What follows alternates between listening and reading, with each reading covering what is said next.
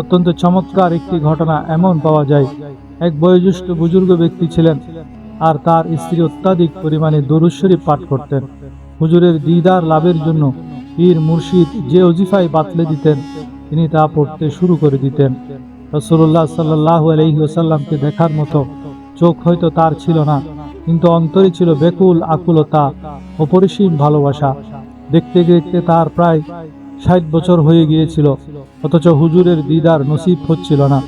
তিনি হুজুর সাল্লাল্লাহু আলাইহি ওয়াসাল্লামকে স্বপ্নে দেখতে পাননি। তিনি প্রায় তার স্বামীর কাছে আক্ষেপ করে বলতেন, আমি দরুদ পড়তে পড়তে বুড়ি হয়ে গেলাম, অথচ হুজুর আমাকে কখনো তার দিদার দিয়ে ধন্য করলেন না।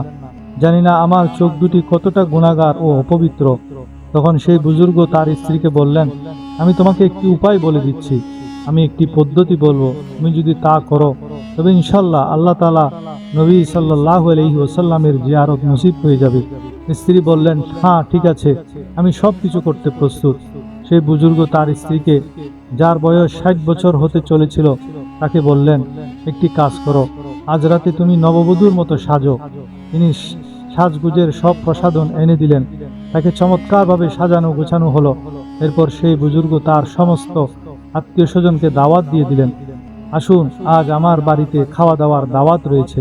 কিন্তু তার স্ত্রীকে জানাননি যে বাড়িতে অনেক আত্মীয় স্বজন আসছেন, কারণ যার বয়স দাদি নানি হওয়ার মতো সে কিভাবে কনে সাজবে, লজ্জা শরমে তো বাধা দেবে। হঠাৎ যখন সব আত্মীয় স্বজন এসে উপস্থিত হলেন, তখন দেখা গেল তিনি ঘোমটা টেনে চুরি পরে নববধূর মতো সেজে বসে আছেন। তা দেখে লোকজন ব্যঙ্গ বিদ্রূপ শুরু করে দিল। যে নারী সারা জীবন ইবাদত বন্দেগী করে নিজের ইজ্জত সম্মান অর্জন করেছিলেন, লোকজনের কটু কথায় সেই নারী চরম আঘাত ও কষ্ট পেলেন। তিনি ঘোমটা খুলে ছুঁড়ে ফেললেন, চুরিগুলো ভেঙে ফেললেন, নিজের রুমে গিয়ে হাউ মাউ করে কাঁদতে লাগলেন। স্বামীর উপরও তার ভীষণ অভিমান ও কষ্ট হলো। আমার স্বামী সবার সামনে আমাকে কেন এভাবে অপমান করলো। তিনি সারা রাত জাকরে জাকরে কাঁদলেন, রুমের দরজা খুললেন না। স্বামীকে বললেন, আমি আপনার কাছে আসব না, কারণ আপনি সবার সামনে আমাকে লজ্জিত করেছেন, আমাকে একা ছেড়ে দিন। তিনি রুমের ভেতরে এত কেঁদে কেঁদে এক পর্যায়ে ঘুমিয়ে পড়লেন। ঠিক সেই রাতেই স্বপ্নে তার রসুল পাক সাল্লাল্লাহু আলাইহি ওয়াসাল্লামের দিদার নসিব হয়ে গেল। আল্লাহর নবী সাল্লাল্লাহু আলাইহি ওয়াসাল্লাম পরম মায়ায় তশরিফ আনলেন। সকালে ঘুম থেকে ওঠার পর দেখা গেল পুরা ঘর সুবাসে মৌ মৌ করছে। সকালে তিনি তার সম্মানিত স্বামীর কাছে এলেন এবং জিজ্ঞেস করলেন, আমি আল্লাহর হাবিব সাল্লাল্লাহু আলাইহি ওয়াসাল্লামকে স্বপ্নে দেখেছি, আপনি কিভাবে জানলেন এবং মুস্কি হাসছেন? স্বামী বললেন, হ্যাঁ আমিও দেখেছি। সেই নারী জিজ্ঞেস করলেন, হে আমার স্বামীর প্রিয় নবী, হুজুরের দিদার লাভের পদ্ধতি ছিল, হুজুরের দিদারের এমন কোনো তরিকা তো আমি কখনো কোথাও পড়িনি বা শুনিনি। তার স্বামী বললেন, আল্লাহর কসম, আল্লাহ জানেন কখন কার মাথায় কি আসে। আমি তো রসুল পাক সাল্লাল্লাহু আলাইহি ওয়াসাল্লামের মেজাজ ও স্বভাব জানি। এই পদ্ধতিটি আমার নিজের মাথায় এসেছিল, কোনো বই পুস্তকে লেখা ছিল না।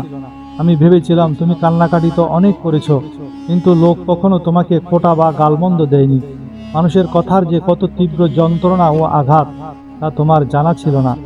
আমি একবারে সবার কাছ থেকে তোমার হৃদয়টাকে ক্ষত বিক্ষত করতে চেয়েছিলাম, কারণ আমি বইয়ে এ কথা পড়েছি যে যার হৃদয় ভাঙা ও ক্ষত বিক্ষত হয়ে যায়, তার সে ভাঙা হৃদয় জোড়া লাগাতে মদিনা থেকে স্বয়ং মুস্তাফা সাল্লাল্লাহু আলাইহি ওয়াসাল্লাম তশরিফ আনেন।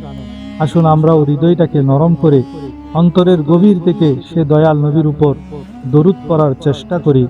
অন্যমনস্ক হয়ে আন্তরিকতা ছাড়া ফেলায় ফেলায় দরুদ পড়া ছেড়ে দিই, তবে মদিনার আকা নবী মুস্তাফা আমাদেরকে স্বপনে এসে সাক্ষাৎ দান করবেন।